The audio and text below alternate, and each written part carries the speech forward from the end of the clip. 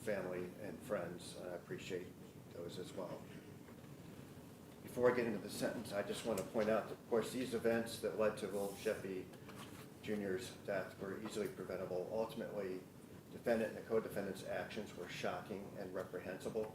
Unfortunately, no adult really stepped in to stop this outrageous behavior that continued throughout the day.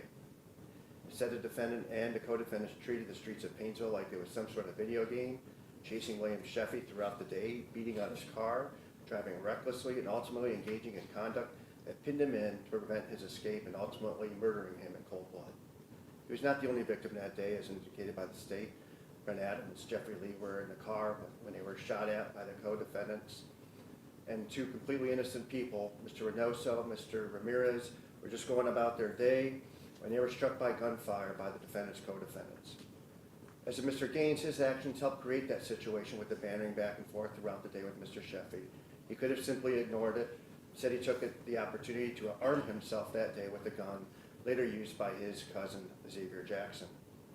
Mr. claims he didn't want any of this to happen, but frankly, that lacks credibility with the court based on his conduct while at the corner of Rockwood and State Street, where he follows Wyllyam James Sheffey, prevents a realistic chance of escape, and hands a firearm to the co-defendant Xavier Jackson. As indicated by the court earlier, the defendant wanted to fight. Frankly, the court did not understand that throughout the day, why that would even be possible, and the fact that, frankly, the defendant is much larger than the victim, Mr. Sheffey. And I do agree with what the state said. I do think Avion Gaines does show remorse, but I'm not sure it's what happened to Wyllyam. I think it's for the consequences he now faces. So with respect to the court, I've considered the record, the oral statements made. As it's indicated, I reviewed the victim impact statements, reviewed the pre-sentence report and investigation. I've considered my conference in chambers with counsel, the statements of the defendant, defendant's counsel, and the prosecutor, and the statements made today in court.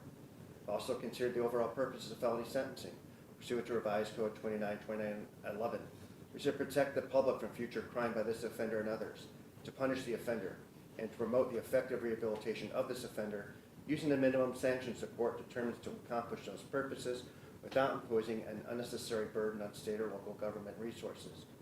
I have considered the need for incapacitation, deterrence, rehabilitation, along with that public burden on governmental resources. I have considered the recommendation made today by the parties. I've reasonably calculated the sentence to achieve the overriding purposes of felony sentencing, to be commensurate with, not demeaning to, the seriousness of the offender's conduct, its impact on the victims, and to be consistent with sentences imposed for similar crimes committed by similar offenders.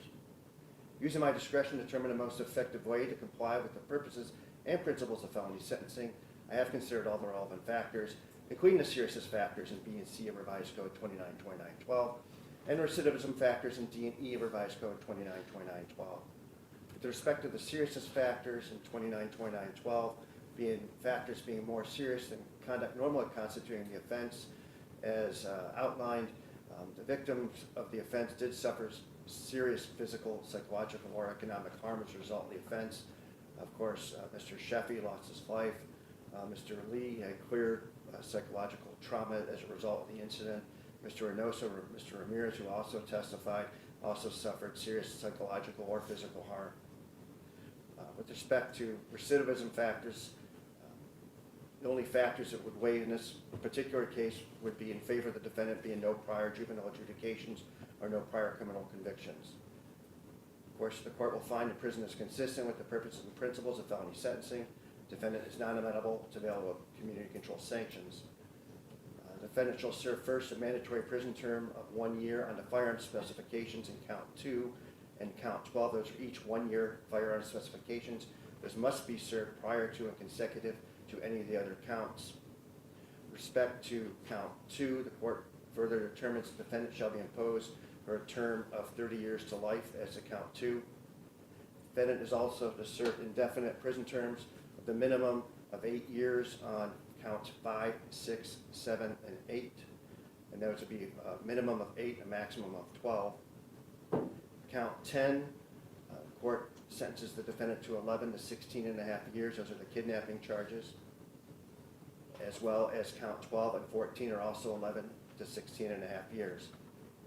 So counts 5, 6, and 10 are to be concurrent The most serious of those the court finds is going to be count 12. Counts 2, 7, 8, 12, and 14 are consecutive.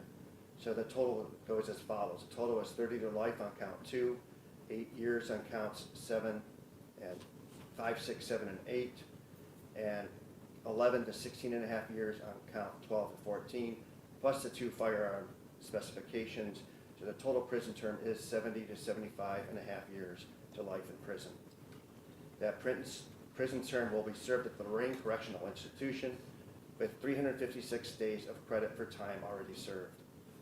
With respect to being more than the minimum, prison is needed to protect the public from future crime, and the minimum sentence would demean the seriousness of the offender's conduct. With respect to consecutive service, it is necessary to protect the public from future crime or to punish the offender is not disproportionate to the seriousness of the offender's conduct and the danger the offender poses to the public, as well as under 2929-14C4B, at least 2 of the multiple offenses were committed as part of 1 or more courses of conduct, and the harm caused by 2 or more of the multiple offenses so committed was so great or unusual that no single prison term for any of the offenses committed as part of any of the courses of conduct adequately reflects the seriousness of the offender's conduct, as well as the offender has committed the worst forms of the offense, and the offender poses the greatest likelihood of recidivism, making maximum sentence appropriate. With respect to financial sanctions, in accordance with 2929-18, the court's not going to impose a fine, but the court is ordering the defendant to pay the cost of prosecution. Because some of the sentences do not include the life tail, post-release control is mandatory for the court to state. Post-release control is part of the sentence for at least the kidnapping, felonious assault charges. You'll be on a period of post-release control for a minimum of 2 years up to 5 years as determined by the adult parole authority. Now, if you were placed on post-release control, violating the conditions of your post-release control, the adult parole authority is allowed to impose more restrictive post-release control sanctions, or they can return you to prison for up to 9 months for each violation, up to a maximum of half of your stated prison term. If your violation of post-release control is a new felony, you may be prosecuted for that new felony, and the court which you are being prosecuted for the new felony may impose an additional consecutive prison sentence for a post-release control violation. Maximum prison term for the post-release control violation shall be the greater of 12 months, or the period of post-release control for the earlier felony minus any time you've spent under post-release control for that earlier felony. As some of these are also Reagan-Tokes case, Reagan-Tokes charges, I have to give the following advisements. Number 1, there's a rebuttable presumption that you shall be released from the service of the sentence at the expiration of their minimum term or presumptive earned early release date, whichever is earlier. Number 2, the Department of Corrections is allowed to rebut that presumption if at a hearing they hold the Department of Rehabilitation and Corrections to make specified determinations regarding your conduct while you're confined, your rehabilitation, your threat to society, your restrictive housing, if any, while confined, and your security classification.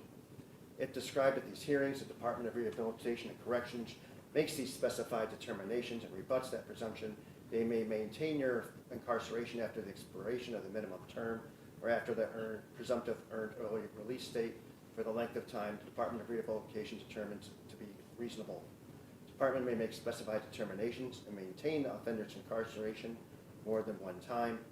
If the offender has not been released prior to the expiration of the offender's maximum prison term imposed as part of the sentence, the offender must be released upon the expiration of that term. I'm now going to read you your appellate rights, Mr. Gaines. Number 1, you have the right to appeal this matter within 30 days after filing the court's sentencing entry. Number 2, if you're unable to pay for the cost of transcripts, the record, and all relevant documents required for the appeal, those will be provided at no cost to you. Number 3, if you're unable to pay for an appeal, you're entitled to have a notice of appeal filed without payment of a filing fee.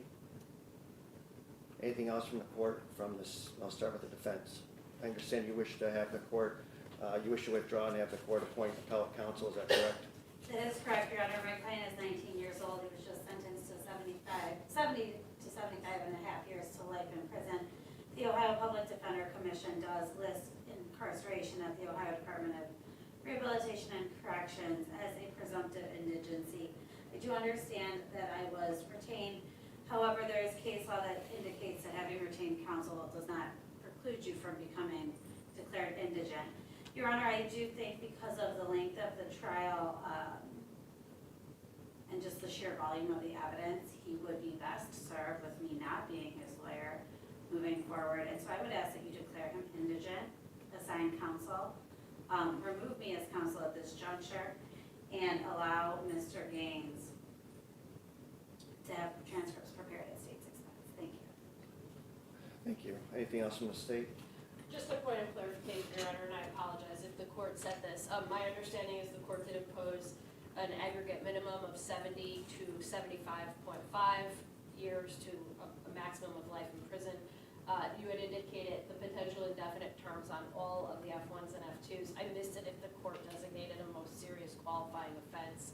And the way that I understood the court sentence was that you wanted that indefinite term served just with respect to the most serious qualifying offense of the Reagan-Tokes Yeah, I think I said count 12. Count 12, I designated as the most serious of the Reagan-Tokes offenses. Thank you, Your Honor. Sorry if I missed that. Thank you. And with respect to Ms. Corrigan, I'll get an order out to your motion to withdraw, okay? Thank you, Your Honor. Anything else for the court at this time? And with that, the courtroom doors close. But the legal battle may not be over. A sentence of 70 to 75.5 years to life sends a powerful message about accountability, yet the defendant still retains the right to appeal. This case is a stark reminder of how a single day of reckless choices can destroy multiple lives forever. Do you think the court delivered justice, or should the sentence have been different? No? Nothing from the Okay. state, Your Honor. All right, we're adjourned. All right.